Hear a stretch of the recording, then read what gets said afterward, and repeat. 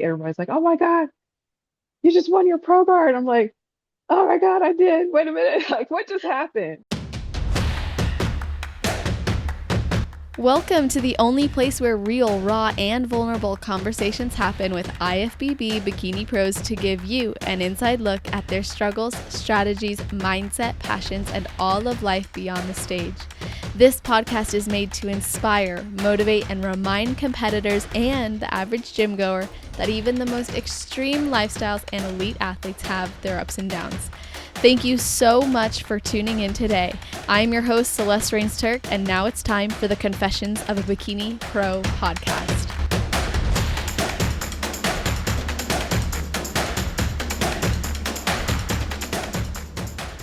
Today's guest is someone who truly embodies longevity, perseverance, and intention in this sport. She's been competing since 2017 and competing in 4 regional shows and then winning her pro card at her second pro qualifier, climbing from 16th place out of 26 to winning her class in Masters and Open at North Americans in 2019. She has continued to show up proudly as a natural athlete with her first pro win in 2025 at the Natural Battle of the Titans, where she won Masters and Open.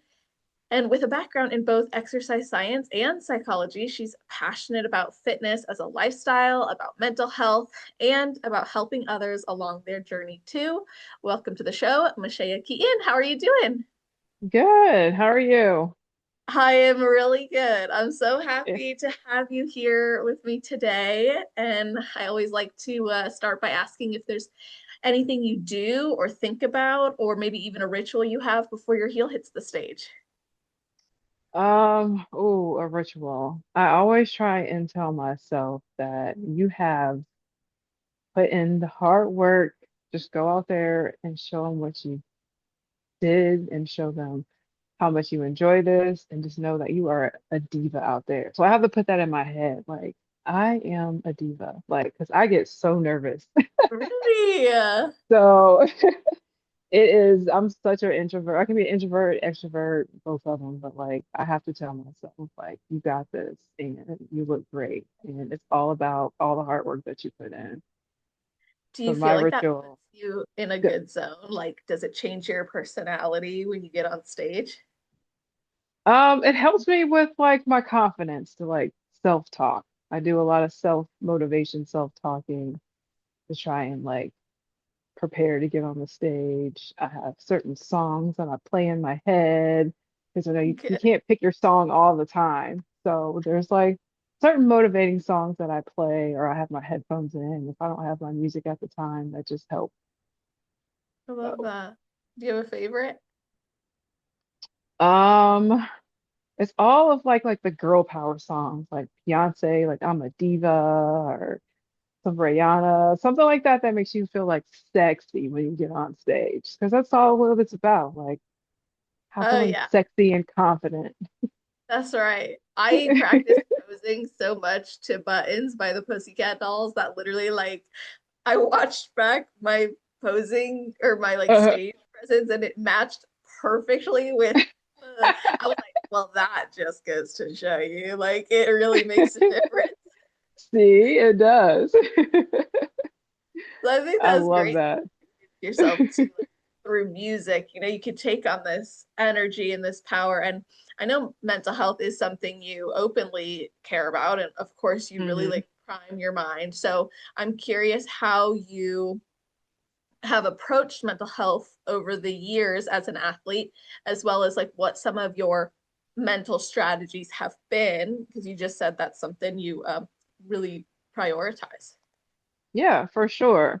So mental health for me, like, is about the fear of being in front of a crowd as well, too. So like I face that fear by getting on stage and broadcasting and showing like exactly what I've worked on in the gym. So that right there, like it helps a lot. Even though I get so nervous, and for me to face that fear is like a big thing for me because first off, like anxiety kicks in so much. I've already realized I probably have anxiety. I haven't never been diagnosed with it, but I'm pretty sure I do. So to be out there and do that and not have a mental breakdown or a panic attack, and freak out, like I actually like applaud myself. Like, oh my God, I actually like faced my fear and did this and I didn't trip, I didn't fall, I didn't do anything to make myself look crazy. So like that's a big, big accomplishment for me as well. And then I mentally prepare myself by just like calming my body down and like I said, listening to that music, try and stay calm, not freak out, not get in my head, look at the other people and compare myself. That's another thing with mental health as well. Yeah. Um, and then even in off season right now, like not being fixated on like what I look like, what the scale was saying, just get in there and do what I need to do and work on like the places that I need to work on in the gym and stay consistent. That is a big thing right there. That stay Yeah. consistent, not get in your head, and then just take it one day at a time. Because you can easily like get on the scale and be like, oh my God, I'm getting fat, I'm getting fat, I'm getting fat. And that's what a lot of people think. And I try not to do that. So they're like right now, I'm like taking a break from getting on the scale every day because Mm. Adam likes to keep track of your weight and have you weigh yourself every day. And I told him, like, I'm going to weigh myself during check-in, and that's it. We're not going to do this every day. So that helps as well with my mental health. So I'm not fixated on what the scale is. And then I also know that I can just enjoy having a cheat meal every now and then and still stay on track.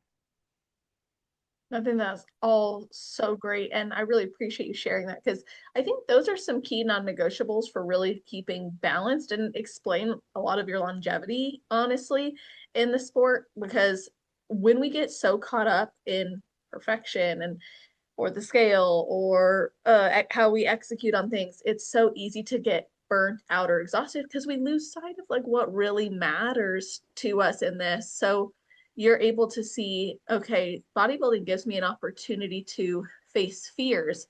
And Mm-hmm. that really stands out to me for a lot of reasons because I think for someone, you're saying that you have a fear of like getting on stage and doing this. Mm-hmm. So how did you even decide, okay, yeah, like I'm gonna do bodybuilding, I'm gonna step on a stage? Um, that's a good question. So I just worked out just for my mental health, pretty much. I would go to Planet Fitness and it would just be like a stress reliever for me. It was just something that I enjoyed. And I just had so many people like, oh, I see you coming here all the time. I can see your body changing. You ever thought about competing? So I just had like coaches coming up to me, Mm. different people saying that they see changes. I never paid attention to it because at the time I was just working out. I wasn't taking pictures of progress or anything. I was slowly changing how I was eating. And I just kept on saying, no, no, no, I don't want to. I'm not going to do that. And then I had like a friend, two friends that wanted to compete, and they asked me if I ever thought about doing it, if I would do it with them. And I'm like, I don't know about that. I never looked into it. I don't want to like look like a dude, which is what I thought. Like, I don't want to look all muscular and lose my femininity and all that stuff. So then, like, I just started like researching it because I knew nothing about bodybuilding at all. I didn't even know that there was like different categories, nothing. So I just researched it, looked it up. I already knew how I would look from looking at the research if I did diet down and ate right, what my body does. And I'm like, I definitely would be bikini. So I decided to say, okay, let's give it a try. Let's do it. So I picked a coach, which was a coach I started with before Adam, which was Mhm. Steve Burke at the time. And I Okay. just told him, I want to compete. I want you to be my coach. Let's try it out. But I have these rules and stimulations. I want to stay natural. I don't want to lose my voice and sound like a guy. And I think I would do body bikini. And at the time, I probably was thicker, had a little bit more muscle. So it looked like I could do like physique or figure or something. Hmm. And he's like, oh, okay, that's great. Let's get you in. We're going to start you in figure physique. I'm like, no, no, no. I already know. I'm Really? bikini. Yes, like I already knew what it Yeah. was. And he's like, okay, we'll get started and then we'll go from there. So he introduced me to Mike Davies, which is in Columbus, Ohio. He does Ohio State University or Ohio State Championship show. Let me get that right. Mhm. And his show was like 8 weeks out. So we started the diet with him. He's like, "Why are you not doing my show? You look like you're great. Like you can just go in there and you look great." And I was like, "I don't know what to do." At this point in time, I don't know how to walk. I don't know the routine. I don't know anything. So Mike Davies had classes where he like teaches you how to pose, how to walk. So it was like group classes and stuff. And then we did individual. Did that with him. He got me on a diet and got me in his show with an 8 week prep. Oh, And I wow. did it and I did it and I won. I won my class and I was just so shocked because it was my very first show. I didn't know what to do. Like that's how I got into it. And people were like, "Oh my God, you look great. Like you won. You should do it again." And I was like, um, okay, I'll do it again. So like that Wow. got me on the stage. Like I had no clue. And I just had like these guys just like helping me out. That's exactly how I got started. And I just kept going from there Oh, I and love haven't that. stopped since. That is so amazing. It sounds like fitness really started as this like mental support for you, and it maintains It that did.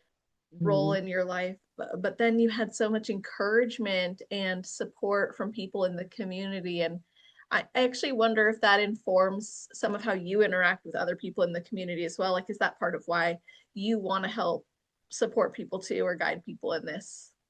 I do. I feel like I didn't realize um, how much I'm an influence on people until I hear other people say, like, "Oh my God, I see how you look and you look great. What do you do?" Or I see like how you work out all the time and I want to be like that. And what can I do? And it feels good to be able to like help people do that. I always have people saying, like, "Can you help me do this? Can you help me do that?" And I love to help people in the first place. I'm like a nurturing type person. So to actually be able to make a difference in somebody's life is just amazing to me to do. So it's like Absolutely. I'm so passionate about it and makes me want to like learn and do more.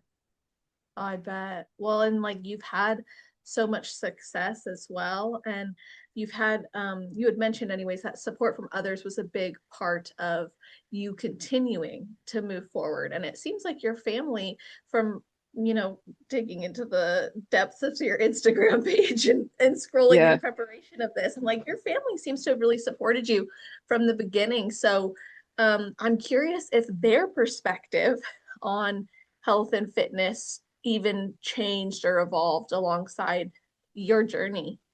It actually has. Yeah. We were just talking about this because I was just with my mom yesterday, and when I was in prep this past prep, she actually like did ate some of the food that I was eating too because she like helps me out and she's like, "What do you need from the grocery store?" So I'll like send her my list and she's telling me like, "I got this and I got that and I'm gonna eat this all week." So she's definitely has looked at like, okay, I want to be healthier and I think these are the things that I need to eat to do that and started getting more understanding of it. I've taught her along the ways, how to measure her food out, which is challenging for her, but I was like, baby steps, that helps. And then also the same thing, like with my dad and my sister, they manage their health a lot more. When the weather is nice outside, they like to go on walks every day. My mom started getting in the gym to do some workout. So it's just like so rewarding just to see my family like, okay, I want to also be healthy as well. Because I know they're getting older. So and Yeah. then they also support me through it. At first they were like, "Oh, this is just another hobby that you have," but now they see like how serious I am about it and how it's like bettered my health as well and how I look, and they want to do the same thing. So that just makes me happy. Yeah, and like now you're like you're not just a professional athlete, which already was a huge accomplishment and takes it out of hobby realm, but Hmm. also you're a champion. So that in itself is incredible to go from, oh yeah, like I'll try it and see to now, no, I'm winning shows and then I'm a pro and then I'm winning as a pro. Like that's a big deal to progress in that way. So I could see how them watching that journey and seeing like this isn't just for fun, although it is fun. Right. Um, clearly you love this. It's also there's more to it than that. So when you have support in this sport, I think it allows you to go a lot further Yeah. personally in ways like because I really do feel like a lot of people see this sport as potentially isolating, whereas I think it can connect people as your journey so clearly has described. And I was curious how you have over the years established sponsorships, like meal prep and supplements, and how that's informed or maybe influenced your preps as well. Yeah. So sponsorships were a little challenging at first. I guess I needed to like reach out a little bit more, but I have found some local ones that um help me out a lot, like a Clean Eats Meal Prep Company here in Columbus. I know they're starting to be like a little bit worldwide. But before I had got into prep, I would always eat there like constantly. Wow. So they started to know me like by name, by heart Yeah. on a regular because I'm always there and ask me how I'm doing. So they took me up as a sponsorship. So I decided to try them out like for one of my preps, like just to see like how I would do just eating the clean meals and advertising it. And I just would advertise it on my social media handle all the time, and people are like, "Oh my God, what is that? That looks so good." So then other people started going there, and then that's when they got me on doing the like a sponsorship code. So if you use my code Meshaya, you can get a discounts there. They have meal plans that you can do, weekly meal plans where it's like either something different every week is their weekly meal plan, or you can actually like make your own meal plan in there Oh, and that's like really stick to the same thing. So it's like real convenient. So for a while I would like try different things just to see what I like that was in within my macros at the time. And then once I got deeper into prep, I would just like stick with the same exact foods every day. So you can like customize them. And wow. I love how like you can actually go in the store and they have a full menu and you can like make your own bowls, make your own meals or whatever the case may be. And then they also have like a freezer full of food where you can pick out your meals as well. So That sounds they're amazing. very convenient. I would have never thought to try them in prep, but it definitely played in my favor for sure.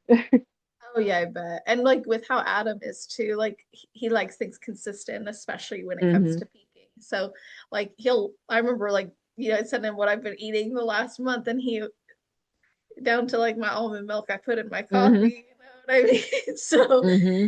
it's probably really nice that you could have and know reliably like it's gonna be consistent. Yes. 'Cause, yeah, we're doing a macro plan. So it's like it takes a minute when your macros get adjusted to figure out like, okay, what can I eat? But Mm-hmm. it does help like when you just eat the same thing, you don't have to worry about that. That's But right. you Yeah. also, if you have a cheat meal, then clean eats is also within those macros and it's still like healthier options than eating like something from fast food. So Right. Yeah, it's amazing. That's actually a really good point because I think this kind of circles back to some of your passion in general for fitness and nutrition and overall health and supporting other people. What I find, because I work as a mental health professional serving competitors mainly through Build More Than Just a Body, my business, but one of the things that I notice is sometimes people get stuck in this mentality that a cheap meal or a free meal or a refeed has to be like the most gnarliest thing when it hmm. really could just be like an elevated version of what we Yeah, normally eat. And neither is necessarily right or wrong, but right. it really is great to consider. And I think it can challenge that mindset of, oh, like I have to be perfect all week so I can have this Hmm. really nasty thing. Instead, it's like by following, at least for me, I found following a macro plan making my own meal plan from those macros, it gave me so Hmm. much freedom, so much flexibility where cheat meals was no longer about like what's the like greasiest thing I could get. It was Right, more like, oh, maybe I'll get like butter chicken or something. You know what I mean? right, right. Maybe I'll eat a little more steak than I normally have Yeah. anyway. So yeah, Do you yeah. feel And like that, that's a big topic of conversation with people you're helping with their nutrition plans and kind of focusing on weight loss and healthier habits? yeah, I feel like it's a challenge for them because they're trying to figure out like, okay, I have to stick to this and this only. I don't know like how I'm gonna do that. I do have one friend, she's like, it was like very hard for her to just stick to the same thing all the time. And then she felt like it was just food that she couldn't get in. And then it just took her a while to like figure it out and actually like stay consistent with eating it and to where it just became like routine and it just was normal and it was just a habit and it was just something that she enjoyed. She just had to get used to the change. Yeah, So then when she did finally have a cheat meal, she's like, I didn't even want it. So exactly. that's the thing, like people have to make sure they just give it some time, which it takes time. It Just like does. for me, it takes time to adjust to eating only a certain amount of food to being able to eat more. I still have to adjust to that. And similarly, you're adjusting to your body changing also. Like you're Hmm. eating similar foods, just higher amounts, but then also your body's changing. And like you said earlier, one of the things you're doing currently in improvement season is you're not weighing yourself as much. Do you feel like that is helping you to stay more focused on like the process of executing in the gym and but putting on muscle or making the adjustments the judges asked you to make? It definitely is. I focus more on just making the adjustments the judges told me to make and focusing on like the lifts in the gym compared to just focusing on the scale. And I'm not focusing on, okay, like the scale went up this week, so then I need to do this with my Mhm. food. It's like, no, I've realized that my body fluctuates with weight depending on like my stress level, how much sleep I got, how much water intake I got that day, multiple things, not just like, oh my God, I ate a piece of candy and now the scale says I gained 10 pounds. Like I try not to focus on that at all and just focus on the fact that like I know that I killed it in the gym this week, and I know that I hit all my food goals this week. So the scale went up. Oh, that could just mean I just built some more muscle, Right. or it just could be that time of the month. Like, no Mm-hmm. big deal about it. So, Love that so much because what you're emphasizing here is what matters more is your execution, not so hmm. much whatever's happening on the scale. Okay, eventually that will come into play as a data point, but what matters more is how you're following through. And a lot of the times, I think that it can end up being a detriment as a data point in improvement season for some people because they go, oh, I have a cap. I have a cap. I can't gain over X amount.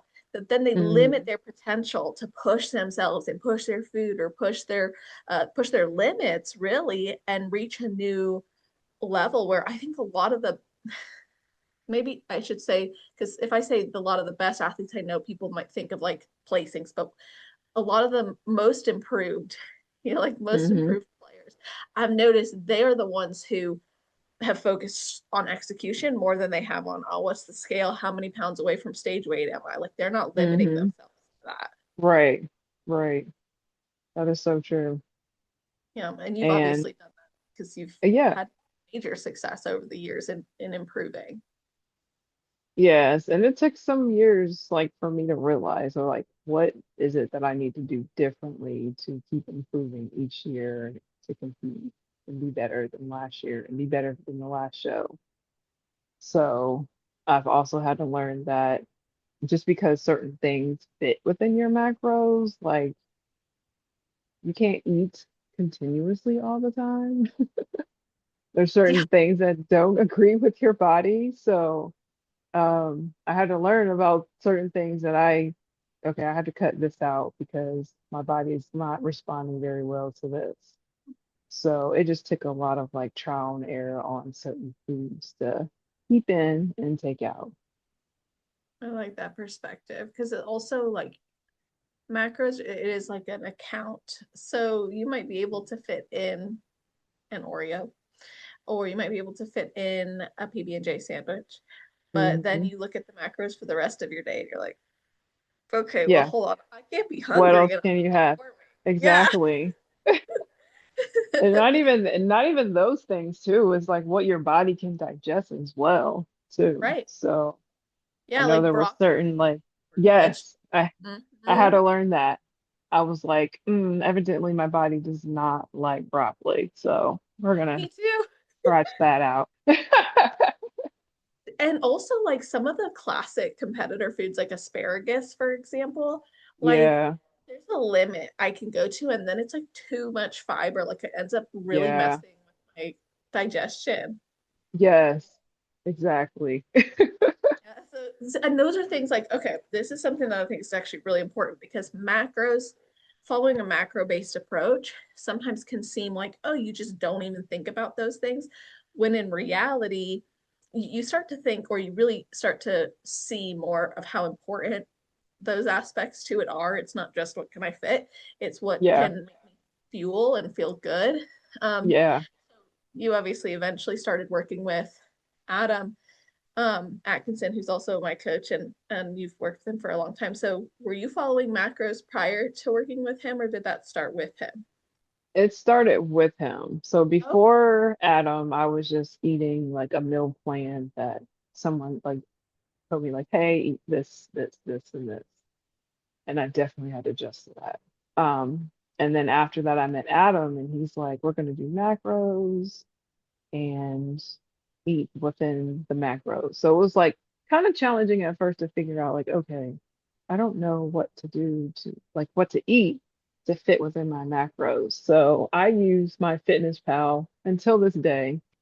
I'm a creature of habit when it comes to something that works for me. Ew. I've tried other apps and I'm like, yeah, I'm not used to these. So I just go right back to my Fitness Pal and use those to track all my food. And you'd be surprised when you track food, when you first track food and realize how much of a certain macro that you're not getting. Like for me, it was protein. I was not Hmm. eating that near enough protein as I should have been eating. Because protein is like one of the hardest things to get.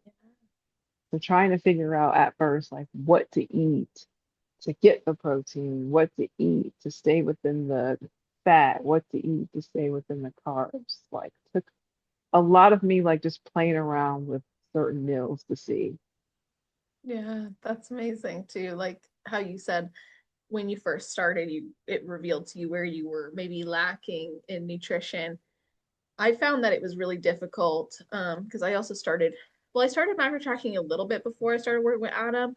Then when Hmm. I started working with him, I was refining that. And one of the things that was difficult for me was like the raw weight versus the cooked weight in real Oh time. yeah, That was kind of yeah. depressing at some points. I Cause was like, yes, and then he tried to teach us, and I was like, I still okay. I'm standing here, my meal's ready, but I'm trying to calculate yes, how much is this cooked compared to raw. Yeah, that was literally. definitely challenging for sure. Yeah, that's one of the things that like only I only did it in prep. Once I got into improvement season, I was like, chicken is chicken. I'm eating what I'm this is what I'm eating. But in prep, I was Right. like, okay, I'll weigh it raw, I'll do the thing. And I started Right. doing like I would track in my fitness pal, um, like the recipe. So I'd put Yeah. like 32 ounces of raw chicken and then I'd just track it each week at how much it made in grams. Yeah. My fitness pal now, like if you look at all my meals, it's like it'll say like the chicken and then it'll say the date because I was trying to track like all the raw cooked and how it would because some weeks you just cook it more dry than others Right. and Right. Right. So it'll definitely weigh the different. Like that's so hard. Like that's something it that's is. actually like I think an underrated challenge of macros, but also speaks to its what's the word I'm looking for? It speaks to its accuracy, I guess you could say. Yeah. Yes, for sure. But now I see in my fitness pal, like I don't know if other people have been putting it in or not, but they have it where you can raw or cooked option Oh, with nice. your in my fitness pal. I've noticed that when people add certain things in. Um, Oh, like when you go to select it, some people have already hmm put. hmm Yeah, I've Because seen that with. they've done away with the scanner unless you pay for my fitness pal, which I think the scanner really helped a Oh, lot. yeah.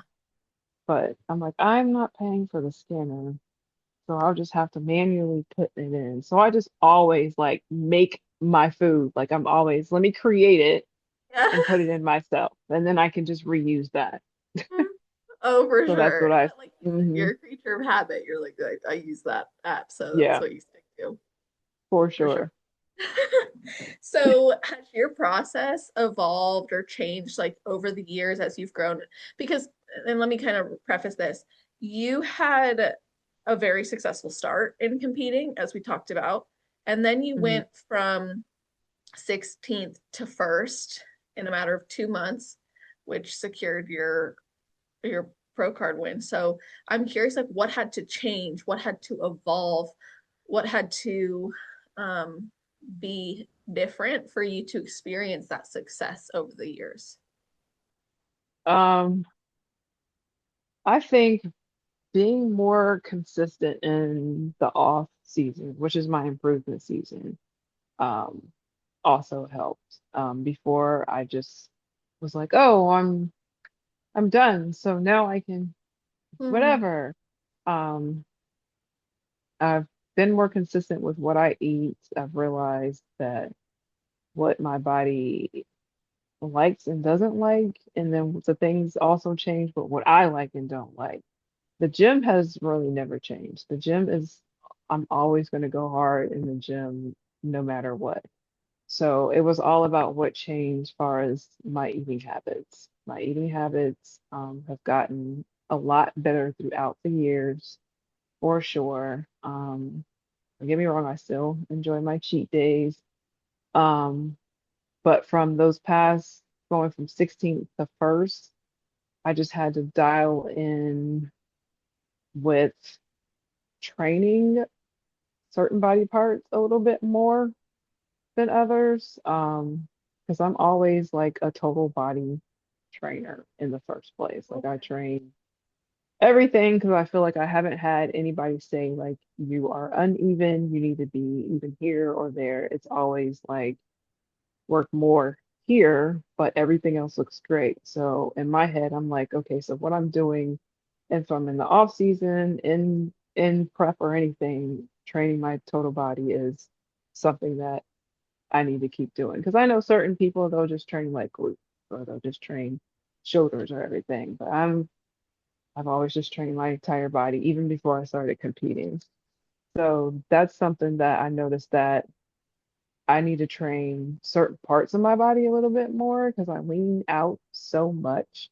So I had to dial in and focus more on those parts of me, which is my lower for sure, um, to match what is coming to the stage. Because these girls are and pros are no joke. They are beastie out here. Well, well, and So you touted go being ahead. a natural athlete being very important to you. So, are you seeing, well, as a natural athlete, are you thinking you're going to only compete at natural pro shows, or are you hoping to still compete at, or maybe compete at other ones too? Um, I was competing at now shows that were not natural, and I wasn't pleased with my placements. Right. So since they came out with natural shows, the fact that everybody is natural makes a huge difference for me because I'm natural and competing against females that are enhanced is like I don't even know how I would match up to that unless my body just does a complete 360 and just is like, oh, like you definitely can compete with girls that are enhanced. Um, I'm hoping I can get there with how I've been improving with my training and my nutrition this time around on off season, and I know that if I win, I'm not gonna say when I make it to the Olympia, um, I will be competing against girls that are in hands. So I'm not That's gonna right. say I won't. Right. Um, I would give it a try again because I've done it before. That's how I started in competing in the first Exactly. place. They didn't always have natural shows, but this year it did feel good, or 2025, it did feel good to actually compete against girls that were not in hands that actually looked like they trained just as hard as me without enhancements. Mm-hmm. So we'll just see what 2026 will bring. I So love I that. can't say if I will or not, but I'm hoping just to improve my physique from last year. Yes. And you are, like you said, the efforts you're making now are going to pay off. And, if you end up winning the Ben Weeder and going to the Olympia, like, there's going to be a lot of opportunity there. And I think this past year, 2025 being a year where a lot more natural shows were happening, myself too, I only did natural shows for Hmm. 2025. It was my every other show ever before that. There was no Right, drug. Like right, nothing. right. So so nice. And I still got my ass kicked at the pro qualifier, but like it was Oh, it's okay.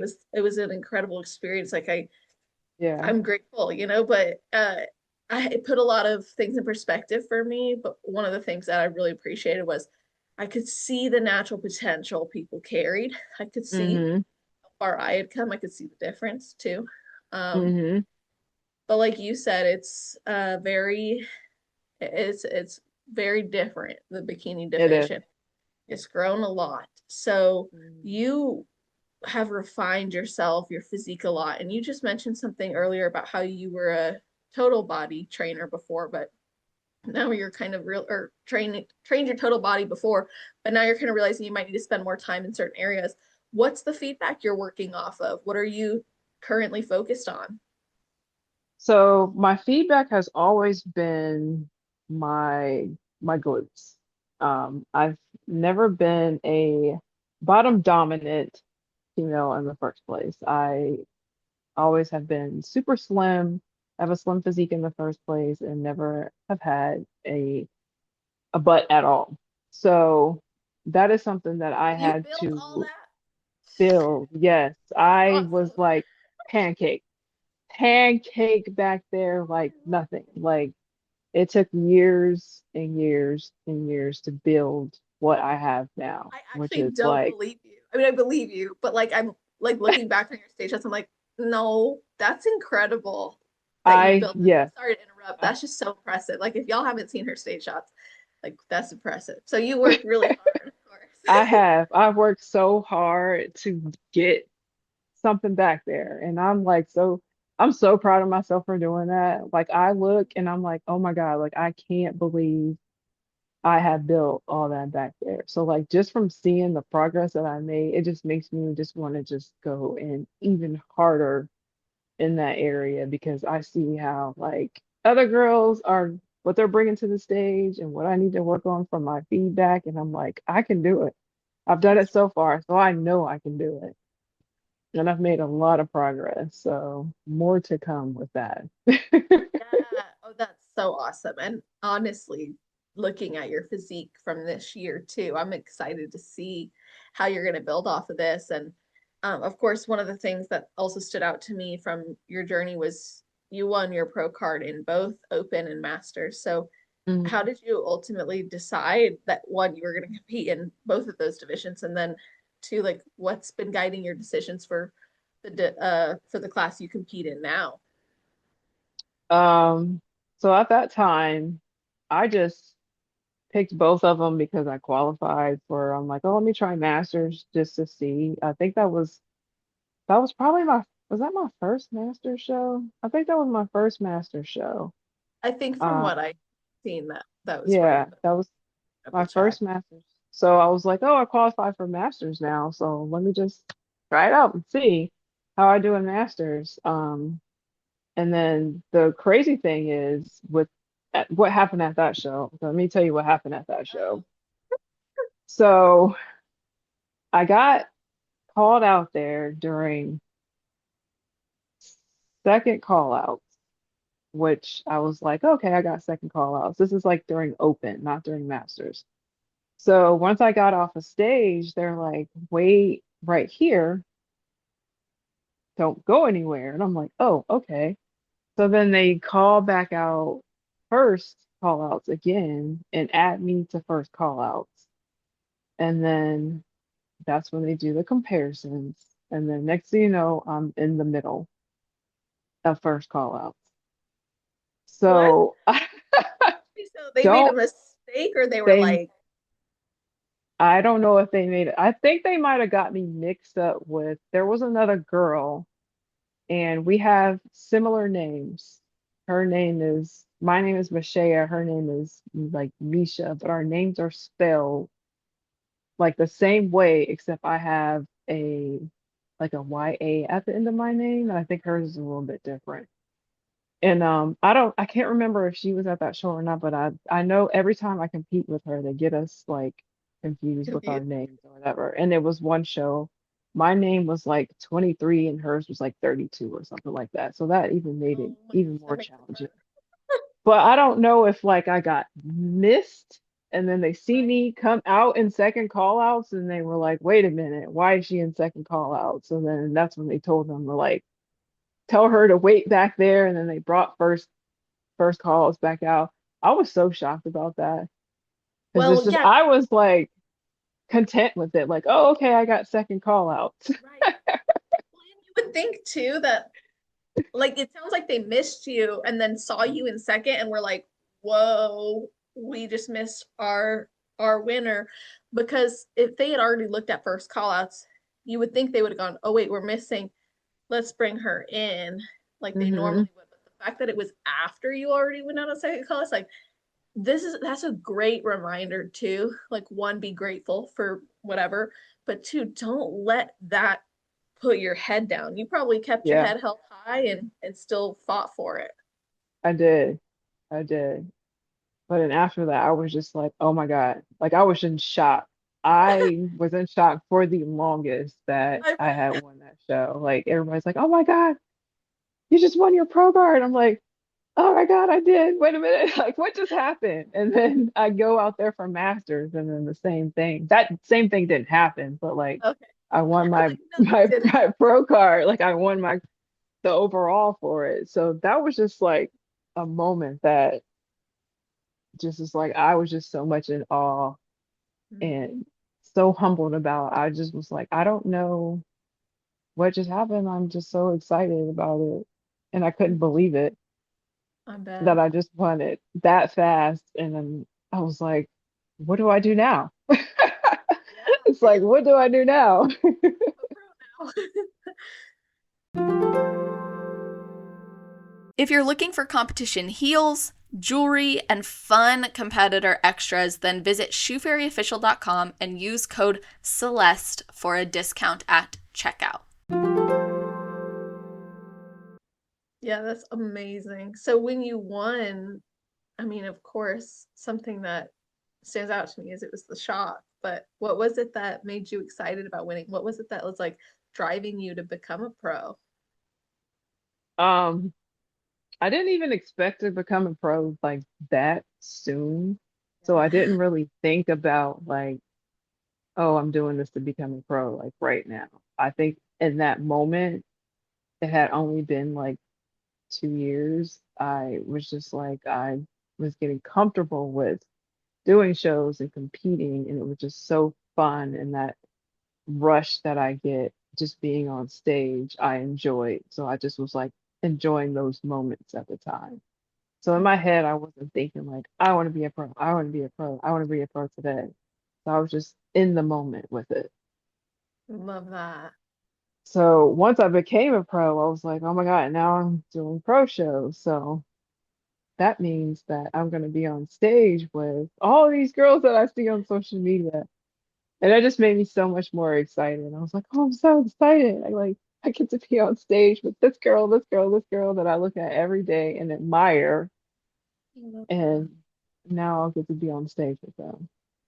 That's a really cool perspective. I really like that because it's a great community that we have, and one of the I think benefits and exciting things for people when they go pro is they get to see the lineup and they get to have the timing of when they're going to be on stage, and you know who you're going to be connecting with, which is really fun too.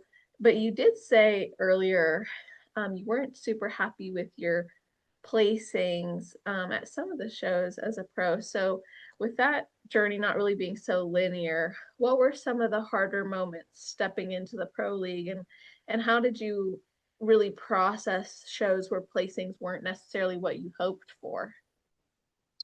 Um,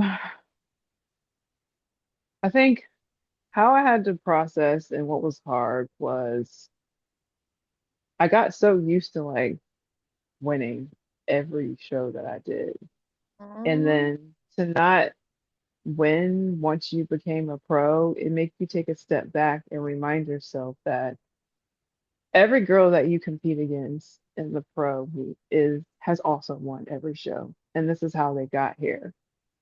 And you're not going to win every show. And it took me a while to like realize that like you're not going to win every show.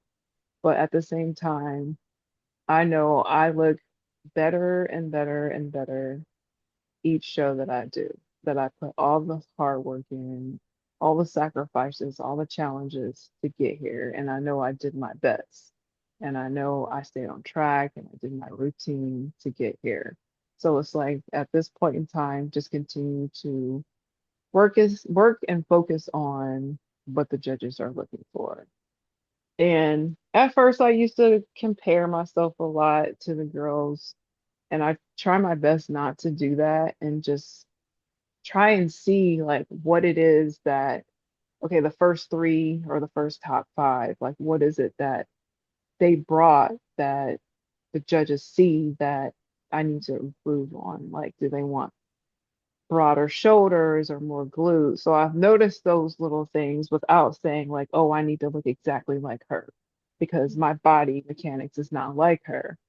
I just know like the judges say I need to bring in this, so this is what I need to work on because that's what they're looking for. So love it that. definitely was mentally challenging to try and not be upset or not get in your head and think that, you know, you looked your worst. Because Right. you can easily do that. And I think the hardest was for me was this past show, which was the bin leader. It was very challenging for me to not place as well at that show because I had a knee injury um, before, like right after my last show. I did two shows in May, and I think my body just was tired. Um, it finally relaxed, and I had some issues going on. I had to go through PT with my knee. I couldn't bend it. I couldn't do cardio. I Wow. couldn't do a lot to the point where I'm like, I'm pretty sure I tore my meniscus. So I had Oh, to get an MRI, get an X-ray, all that stuff done.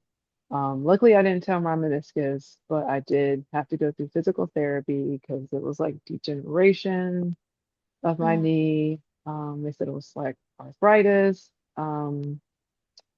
And that I needed to stop lifting. That's what I kept hearing everybody say. I needed to stop lifting. And when you're I like, heard that, right, I'm like, there's no way. There's no right. way I can stop lifting. And with the injury and the pain that I felt, I still was going to the gym.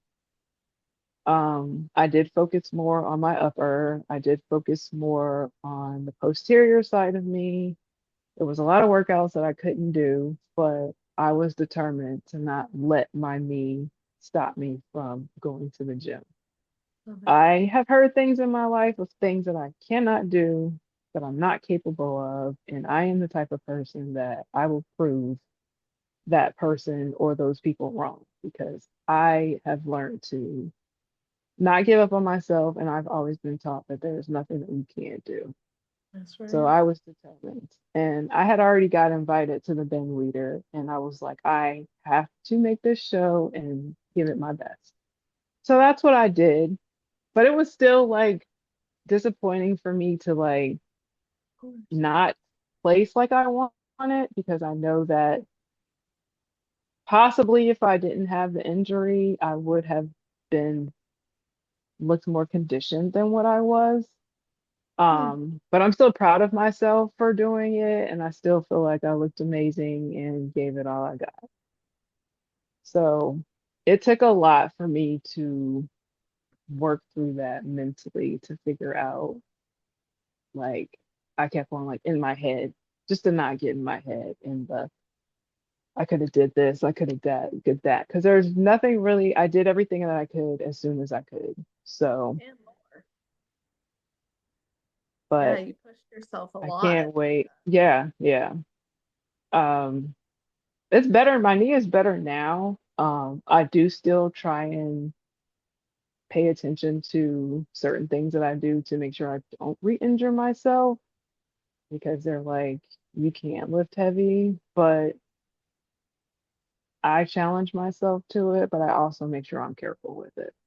Oh, for sure. Yeah, I mean, it's not worth, you got to push yourself, but it's not worth pushing yourself so far that then like you lose all the opportunity to push hmm yourself. hmm So I think that in that process of me going through that last prep, I did have to make sure I had dial in like a lot with my nutrition because there were Yeah. certain things that I couldn't do. Um, and that was an eye opener for me too, to Hmm. realize like I can't really always count on the gym to make me look the way I need to look. I also need to 100% dial in on my nutrition. So I think that plays a Yeah. part into how I'm like in this improvement season, focusing more on nutrition as well as the gym too.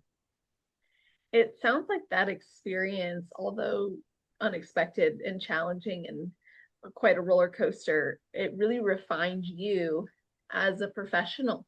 Sounds like it Mhm. revealed some areas of necessary growth to support you in probably accruing some more wins and championships moving forward. That's what I'm praying for. We'll see. Because I already told them that I am going to come back to the bin reader better than ever. I Good. challenge myself. Oh, honestly, I have no doubt that you'll come back better. You always get better. Like it's gonna Yeah. be incredible to see. And one of the things too about this is like it also challenged you mentally. It wasn't just like a physical and nutrition demand. It was also like you had to, well, you always had resilience, right? Because you said people have told you no and you've said yes, watch me Yes. anyways. So you've had hmm that, but this like was just even more of that resiliency shining through. Did you have any particular experiences from your past that you were like, oh, I remember when this was told to me, but I overcame it? Did you have something you were referring back to? Oh, I did for sure in college. You want to share In it? college. So yeah, so in college I started out as a nursing major. Um Like I said, I've always been that nurturing person. So I always was like, oh, I should be a nurse. That's what I want to do. I want to help people to be a nurse. So I realized that I am not the best test taker when it comes to taking tests. Nursing tests, you always, every answer is correct, but it's like, what is the best answer? And I'm a very logical thinker. So I will take a test and I'll be like, well, it could be this because of this, this, and this. Yeah, So I get long that. story short with that, I did not succeed in the nursing. So Uh-huh. then that's when I had switched to sports and exercise science and psychology. Um, I was told that before I switched that I was not going to do nursing and I was not going to be in the program. And I was like, oh, yes, I am. I am. So I didn't give up. I didn't give up. I just kept trying. I got a tutor, I got help, I like got a study buddy. I did everything possible. They had to literally kick me out of the program to say, okay, no, like you're not. So I never gave up on myself at all for that. I tried and tried and tried and tried and tried.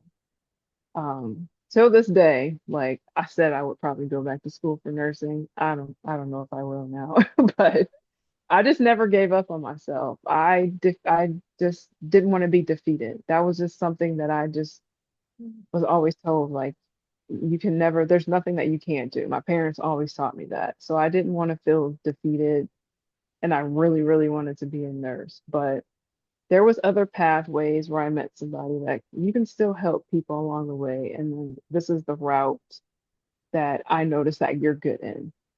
So people noticed the other things that, I was better at and still be able to help people. That was still a nurturing side of me in a still caring way, even though it might not be nursing, that might not be the calling, but it was something else that was a calling where you can still help people.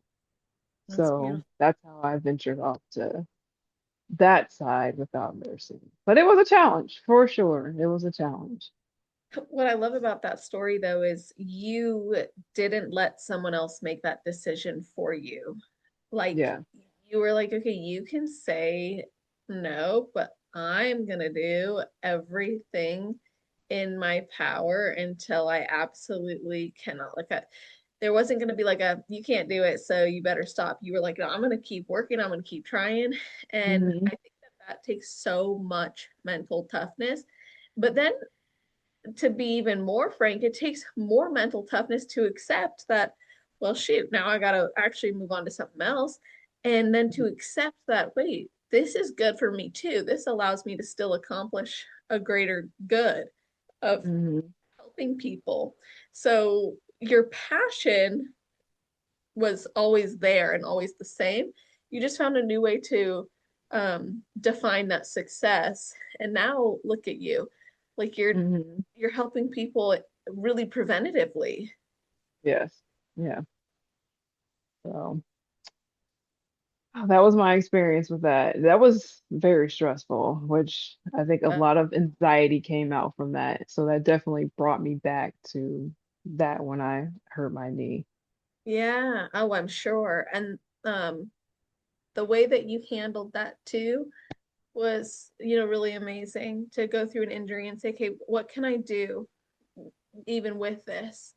And sometimes we get caught up and everything has to be perfect, and therefore just throw in the towel because I don't have everything, all my ducks lined up right. Like my knee is injured now, so I shouldn't do it. I can't do it. But you Yeah. actually were like, you know what? Yeah. I'm gonna still push through. But did you ultimately come to terms with the fact that like you did do the best you could, or do those questions ever still linger? Um, Not now. They don't linger anymore. I know that I did the best that I could. I had to really sit down and think about what was it that I could have done differently. Hmm. And in my head, I'm like, I did everything that I could do to not further injure myself to where I could not do the show at all. Yeah. So if I needed to sit back for a minute, I did it. But at the same time, like I never gave up on myself. I found other means of things that I could do in the gym without even injuring myself even more. And what it did was improve other areas of my body even more. Yeah, So, that's right. and Yeah. Made the best of it. yeah. Yeah, and it improved So, you as an athlete, clearly as a pro. Like you've got even more of a focused mindset. So I'm wondering, now you're in your improvement season, you're focusing on making changes, you're going to come back to the bend weeder. That's your intention. So is that 2026? I don't know. I don't know Okay. yet. I don't know. At first I said I think I need some time to sit out to build and grow more so I can build more muscle. I guess we'll see what my body does. I Yeah. guess we'll see. Yeah, Yeah. that's right. That's good. Are you looking for anything in particular? Like, are you tracking any markers of progress or indicators that are going to tell you, like, yeah, let's go for it? Um, yes, I am. So I take progress pictures, would check in every like once a week. We do that with Adam. We're keeping on track with where I'm at as far as how I look with my weight. You know, he's seen me since 2019, so he knows like, okay, this is where we want you to stay Mhm. within this range right here and build from here. We've built a new workout program that we're working on now that we just started.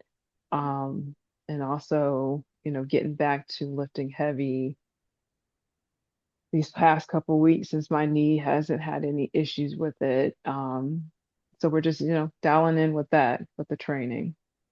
That's So so I'm excited exciting. to see. Yeah, this new program he just gave me, I was like, this last one I did, I'm like, oh my goodness, there was so much squatting. I was like, okay, I Uh, got 8 weeks of this. exactly. When he sends that new 8 week block, and you're like, oh, okay, so Man. I guess this is what my life is like. At one point he had me doing hip thrusts. Like like I can't even tell you.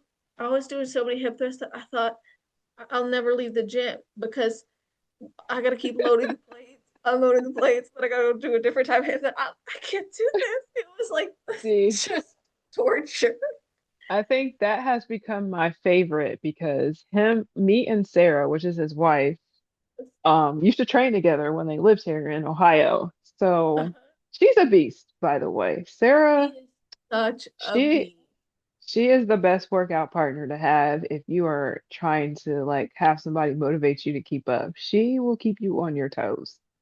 We would hip thrust because she hates hip thrust too, but we would like glute bridge. And I must say, like, she has got me strong in that Oh, area. So after she left, after she moved, I just kept going. I'm like, you know what? I am going to hit a certain weight with these hip thrusts until I get comfortable. And it took me a long time to get mhm. comfortable to hip thrust heavy. And now that I do it, it's like, all right, we're gonna go hip thrust now. Like Uh, it's a oh, must. yeah, the thrust is a must. It's a It's must. true. When I got pregnant, I was like, dang it. Like it started hurting after a while where I could no longer do. Oh, Yeah, I couldn't put the bar. I couldn't even do like the padded kind. So I've done like body weight ones, which are still good, or like ones off the exercise ball. But man, I'm actually so excited for once I don't have a basketball, I can yeah. I can really it's just a lot of pressure. So I'm excited to do that again. But I hear you on the 8 week updates where you read it, you're like, okay, here we go. Yeah. Yes. I'm like, am I supposed to be doing all these squats, Adam? I'm like, this is a different squat variation. And then you have me doing this squat variation and then superset with this squat variation. Oh man. Okay. Yeah, I've never seen as much progress as working with Adam and his programs, especially from improvement season to improvement season. Like I never personally never felt better in the gym, never felt stronger. So it hmm was worth it. Yeah. As you know, you've been doing this with him for a decade, basically, Yes. almost. Yeah. So I'm excited to see how this program works. Good. Yeah, I can't wait too. So, before I get how people can follow your journey, I'd love to get your best advice. So, what would be your best advice for someone who has never competed before but wants to, as well as your best advice for somebody who is on their road to pro? Oh, so someone who's never competed and they want to.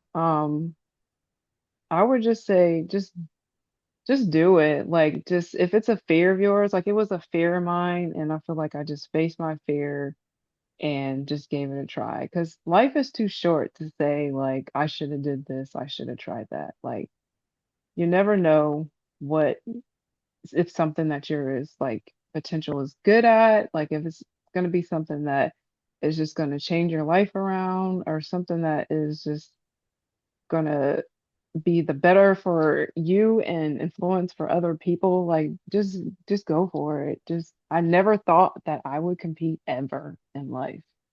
And the fact that I tried it out and it ended up being something that I was good at that I never knew I was good at in the first place is so rewarding. So even if you don't do your best your first show, you still gave it a try to see if that's something that you know you can accomplish.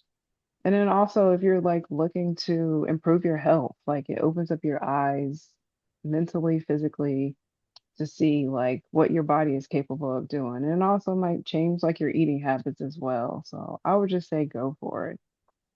Uh, And then you said far as becoming a pro, yes, as someone on the road. um, on the road to becoming a pro, it's scary at first because you have to think about the fact that everybody has won their pro card and everybody has won a show. So it's okay if you don't win your first show. It's okay if you don't place like you want to. It's not the end of the road. Just keep pushing yourself, challenge yourself. If you really, really want it, you know what to do. You have the tools, you've done it before, and do it to improve. Like, listen to the judges because they know that what they see might be different from what you see, and just go in the gym and work on that. So, and go up there and have fun. Like, Oh, that's such great advice. Yeah, I'm sorry, did I interrupt you? no, no, no, I was done. That's really great advice. I love that. The emphasis too on just keeping going. It's not the end of the road just because you didn't place. I really like that perspective a lot. And I think your journey is a good testament to how things aren't always linear, but you can keep Mhm. improving and enjoying it. So I'd love for people to follow your journey moving forward, maybe work with you or get in touch with some of your codes that you had shared. So how can people follow you and find you? So I post mostly I'm on Instagram. I have a Facebook as well too. It's Meshaya underscore IFBB Pro on my Instagram. And I should have my Facebook page linked. My name is the same. I also have my handles on there where you can get discounts at Clean Eats. I also have Toxic Angel on their code. I also have Your a fairy and yeah, Shoe Fairy on and there. And then Morphogen Nutrition. Morphogen Nutrition, let me give them a big shout out.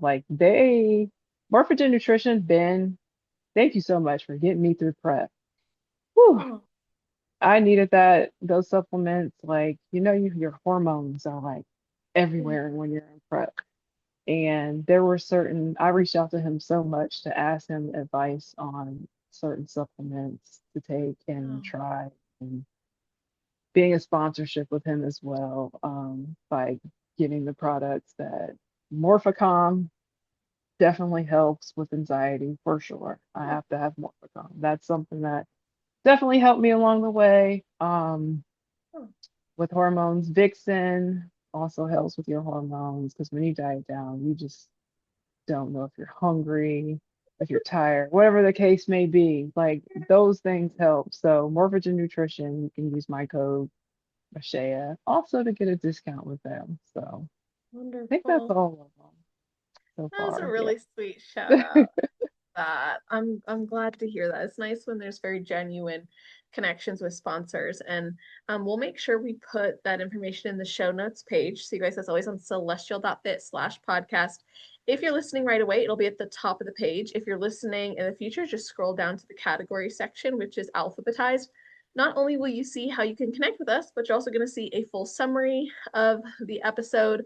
You'll see a bulleted list of the topics we covered, as well as episode timestamps. So you can go back and listen to your favorite part, share it with your friends, your family, your teammates.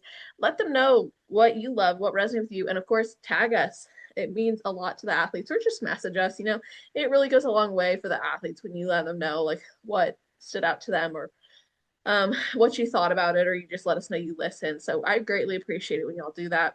And um, I just realized like I look so glowy right now because I never turned the light on before we recorded this. So I'm like, notice the sun has like completely set. But this is an opportunity for me to remind people too, if you don't watch on YouTube, we do videos for every single podcast. So if you're interested in watching the podcast, and either aren't or you haven't, it's always on YouTube at celestial_fit. If you need help finding that link, it's in my Instagram, same handle, celestial_fit. So, all that being said, I am so grateful for y'all tuning in, and I hope you have an amazing rest of your day, night, or morning, wherever you are in the world where you're listening to this episode. Just make it awesome.